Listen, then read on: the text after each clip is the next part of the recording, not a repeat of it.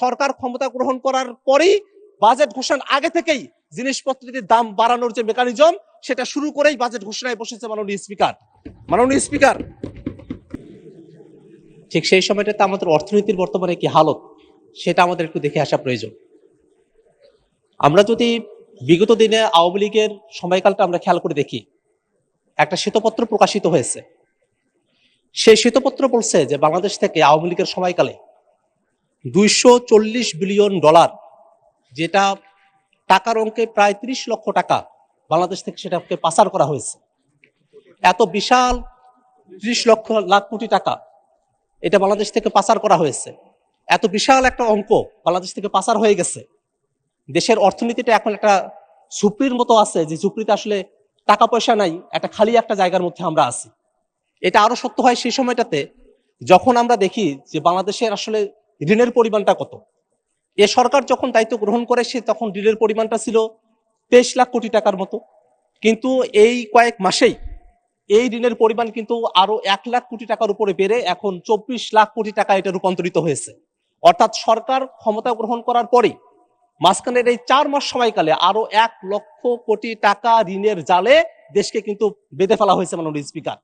আমরা যদি খেলাপি ঋণের দিকে তাকাই, আমাদের লাখ লাখ টাকা এটা খেলাপি ঋণের মধ্যে আছে। এমনকি এই অবস্থা হয়ে আছে যে আমাদের এই সংসদের 2 জন সংসদ সদস্য তারা এখনো পর্যন্ত শপথ গ্রহণ করতে পারেন নাই, কারণ তারা এখনো পর্যন্ত কোর্টে এই খেলাপি ঋণের ইস্যুর মধ্যে তারা আটকে আছেন। এখনো পর্যন্ত সরকারি দলের তরফ থেকে কিন্তু সে ব্যাপারে কোনো ব্যাখ্যা বিশ্লেষণ এখনো পর্যন্ত আনা হয় নাই। অর্থাৎ এই খেলাপি ঋণের যে বিষয়টা সেটা আমাদের অর্থনীতিকে একেবারে পঙ্গু অবস্থায় নিয়ে গেছে। আমরা আমাদের মূল্যস্ফীতি মুদ্রাস্ফীতির যদি দিকে তাকাই, এটা 2 অঙ্কের ঘরে আছে, 10% কাছাকাছি।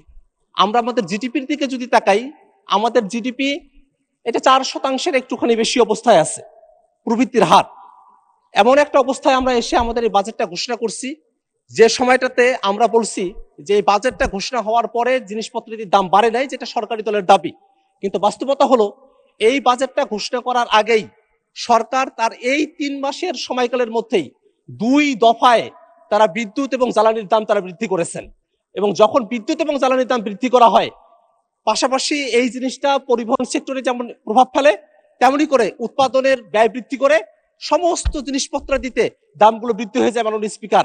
অর্থাৎ সরকার শুধু বাজেট ঘোষণা করার পরে জিনিসের দাম বেড়েছে ব্যাপারটা এমন নয়, সরকার ক্ষমতা গ্রহণ করার পরেই বাজেট ঘোষণার আগে থেকেই জিনিসপত্রের দাম বাড়ানোর যে মেকানিজম সেটা শুরু করেই বাজেট ঘোষণায় বসেছে মাননীয় স্পিকার। মাননীয় স্পিকার, আমরা যদি সরকারের এই অর্থনৈতিক সেক্টরগুলোতে আমরা যদি বিদেশ থেকে ঋণ নিয়ে আসার যে প্রক্রিয়া সেটার দিকে আমরা যদি তাকাই, আমরা দেখলাম যে সরকার আইএমএফ এর কাছ থেকে, বিশ্ব ব্যাংকের কাছ থেকে তারা ঋণ নিয়ে আসতে চায়। কিন্তু গত বসন্তকালীন বৈঠকে যখন আমাদের অর্থমন্ত্রী তিনি আমেরিকায় গিয়েছিলেন, সেখানে কিন্তু আইএমএফ কোনো ঋণ ছাড় করতে চায় নাই। কেন চায় নাই?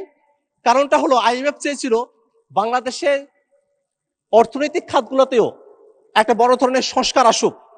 কিন্তু আমরা খেয়াল করে দেখলাম কি, অর্থনৈতিক খাতগুলোতে কোনো ধরনের সংস্কার, সেটা তো অন্য কোনো বিষয়ে তো সংস্কার হচ্ছে না, অর্থনৈতিক বিষয়গুলোতে কোনো ধরনের সংস্কারের ব্যাপারে বিএনপি সরকারের তরফ থেকে কোনো ইতিবাচক সাড়া ছিল না।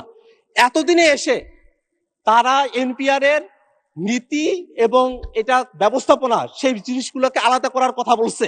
কিন্তু এই বিষয়টা কিন্তু অন্তর্বর্তীকালীন সরকারের সময়টাতে একটা অধ্যাদেশ তখন পাশ করা হয়েছিল, সেই অধ্যাদেশ এই সংসদে প্রেজেন্ট করা হয়েছিল, কিন্তু সরকার ক্ষমতা গ্রহণের পরে সেই অধ্যাদেশটাকে কিন্তু ল্যাপস করে দিয়েছে, সেই অধ্যাদেশটাকে কার্যকর করতে দেয় নাই। যদি সরকার সেই সময়টাতেই যদি সংস্কারের বিষয়গুলোকে মেনে নিত, যদি আর্থিক ব্যবস্থাপনার সংস্কারগুলো হয়ে যেত, সেক্ষেত্রে হয়তো বিদেশে যে ঋণের ক্ষেত্রে গিয়ে আমাদের অর্থমন্ত্রীকে খালি হাতে ফিরে আসতে হলো, সেই রকম ধরনের পরিস্থিতিতে আমাদেরকে নাও পড়তে হতো মাননীয় স্পিকার। মাননীয় স্পিকার, আমরা যদি আমাদের ব্যাংক খাতের দিকে তাকাই, ব্যাংক খাতে এক ধরনের অরাজকতা চলতেছে। শুধু ইসলামী ব্যাংকের ব্যাপারে আমি বলবো না, ইসলামী ব্যাংকে কি ধরনের অরাজকতা চলছে এটা আপনারা সকলেই জানেন। এর বাইরে গিয়ে আরো 5টি ব্যাংক আছে যে ব্যাংকগুলোকে একীভূতকরণ করা হয়েছে। অত্যন্ত দুঃখের বিষয়, এই 5টি ব্যাংক যেটাকে একীভূতকরণ করা হয়েছে, এই ব্যাংকগুলো যেসব আগের মালিকদের কাছে ছিল তারাই সেখান থেকে লুটপাট করে টাকা পয়সা পাচার টাচার করে এই ব্যাংকগুলোকে একেবারে দেউলিয়ার পর্যায়ে নিয়ে গেছে, খালির পর্যায়ে নিয়ে গেছে। সেই ব্যাংকগুলোতে যাতে করে পূর্বের মালিকেরা আবারও বহাল হতে পারেন এমন ধরনের একটা আইন এখানে পাশ করা হয়েছে। যে ব্যাংক রেজুলেশন আইনটা পাশ করা হলো, সেই ব্যাংক রেজুলেশন আইনের 18 নম্বর ধারার মধ্যে এই জিনিসটা বলা হলো যে এই ব্যাংকের মালিকেরা যারা আছেন তারা যদি 7.5% টাকা তারা যদি ব্যাক করতে পারেন তাহলে তাদের কাছে আবারও ব্যাংকের মালিকানা বুঝায় দেওয়া হবে। আমাদের প্রশ্ন হলো মাননীয় স্পিকার, যেসব মালিকেরা এই ব্যাংকগুলোকে দেউলিয়া করেছে, টাকা পাচার করেছে, এই ব্যাংকগুলো থেকে লুটপাট করেছে, সেই মালিকগুলোর কাছেই মাত্র 7.5% টাকার কথা বলে ব্যাক দেওয়ার কথা বলে আবারও সেই মালিকদের কাছেই ব্যাংকগুলোকে পুনরায় ফিরিয়ে দেওয়ার ফায়দা কি হতে পারে সেটা আমাদের মাননীয় অর্থমন্ত্রী যদি আমাদেরকে বলেন তাহলে আমরা এই সংসদে কৃতজ্ঞ থাকতে পারি। মাননীয় স্পিকার, আমরা যদি আমাদের মোটা দাগে এখন বাজেটের দিকে যদি আমরা তাকাই, একটা বিশাল বড় বাজেট দেওয়া হয়েছে। এই বাজেটে 9,38,000 কোটি টাকার যে বাজেট, সেই বাজেটের মধ্যে 6,95,000 কোটি টাকা সেটার কথা বলা হয়েছে যে এটা আদায় করা সম্ভবপর হবে। এখানে ঘাটতি থেকে যাবে 2,43,000 কোটি টাকার মতো। কিন্তু আমরা যদি এই 6,95,000 কোটি টাকা যেটা আদায় করা হবে বলা হচ্ছে সেটার দিকেও যদি আমরা তাকাই তাহলে দেখবো এনপিআর কে দেওয়া হয়েছে যে 6,04,000 কোটি টাকা এনপিআর আদায় করবে।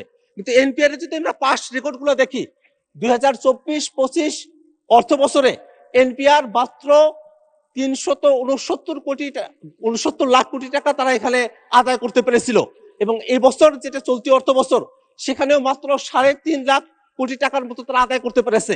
যে এনপিআর 4 লক্ষ কোটি টাকায় আদায় করতে পারে না, সে এনপিআর এর উপরে যদি 6 লক্ষ কোটি টাকার বোঝা চাপিয়ে দেওয়া হয় এবং যদি তৃপ্তির ঢেকুর তোলা হয় যে আমাদের ঘাটতি কম আছে, তাহলে কিন্তু সেটা জনগণের সঙ্গে এক ধরনের প্রতারণা করার শামিল। মাননীয় স্পিকার, কারণ আমরা দেখতেছি এখনই 2,43,000 টাকার ঘাটতি আছে। এনপিআর যখন তার লক্ষ্যমাত্রা পূরণ করতে পারবে না সেই সময় এটাতে শেষে গিয়ে যেটা দেখা যাবে এই ঘাটতি আরো বেড়ে যাবে। অর্থাৎ এই যে বাজেট, এটা শুধু বড় বাজেট না, এটা বড় একটা ঘাটতির বাজেটে পরিণত হয়েছে। মাননীয় স্পিকার, আমরা যদি আরো একটু ভিতরের দিকে তাকাই, এই বাজেটকে একটা বিনিয়োগ বান্ধব বাজেট বলা হচ্ছে মাননীয় স্পিকার, কিন্তু আমরা দেখতেছি সরকার ঋণ নিয়ে দেশের এই বাজেটটাকে সচল রাখার একটা পরিকল্পনা হাতে নিয়েছে। সরকার অভ্যন্তরীণ ব্যাংকগুলো থেকে 1,12,000 কোটি টাকার মতো ঋণ তারা গ্রহণ করবে। সরকার যদি ব্যাংকগুলোর কাছ থেকে ঋণ গ্রহণ করে তাহলে প্রাইভেট সেক্টরে বিনিয়োগ হবে না, প্রাইভেট সেক্টরে লোন ডিসপার্স হবে না, এবং যার কারণে কিন্তু অর্থনীতি একটা স্থবির অবস্থায় এসে দাঁড়াবে, একটা ক্রাউডিং ইফেক্ট একটা তৈরি হবে, যার কারণে আমাদের এখানে বিনিয়োগ হবে না, কর্মসংস্থান হবে না। যে বাজেটটাকে বলা হচ্ছে যেটা বিনিয়োগ বান্ধব বাজেট, সেই বাজেটের মধ্যে ক্রাউডিং ইফেক্ট তৈরি করার মতো পদ্ধতি রেখে ব্যাংকগুলো থেকে অর্থ সরকার আদায় করে নিবে, সরকার নিয়ে যাবে, এবং তার কারণে এখানে প্রাইভেট সেক্টর যারা আছে তারা কোনোভাবেই সেখান থেকে উপকৃত হবে না। এই কারণে এই যে একটা বাজেট ঘোষণা করা হয়েছে সেই বাজেটটা বিনিয়োগ বান্ধব তো নয়, বরং বিনিয়োগের পরিপন্থী একটা বাজেটে পরিণত হয়েছে। মাননীয় স্পিকার।